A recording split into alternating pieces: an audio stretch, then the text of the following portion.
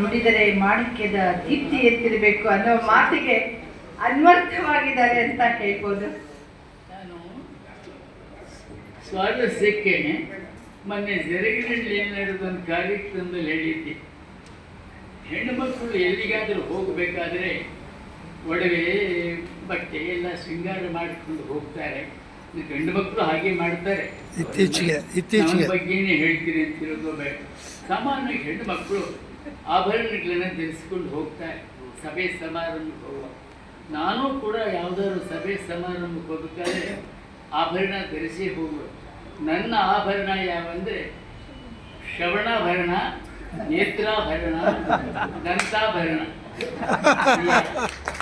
ಈ ಆಭರಣಗಳು. ಆದರೆ ನನಗೆ ಉಳಿದಿರೋದು ಒಂದೇ ಒಂದು ಸ್ವಂತದ್ದಂದರೆ ಕಂಠಾಭರಣ. ಧನ್ಯವಾದಗಳು ಗುರು ಚನ್ನಬಸಪ್ಪನವರಿಗೆ. ಆದ್ಮೇಲೆ ಈಗ ಗುರು ಚನ್ನಬಸಪ್ಪನವರಿಗೆ ದಿಬ್ಬೂರ್ ಗಿರೀಶ್ ಅವರು ಮತ್ತು ಪ್ರಸನ್ನ ಅವರು ಬನ್ನಿ, ಯಶವಂತಪುರ ಘಟಕದ ಅಧ್ಯಕ್ಷರು ಬಂದು ಗೌರವಿಸಬೇಕು ಅಂತೇಳಿ.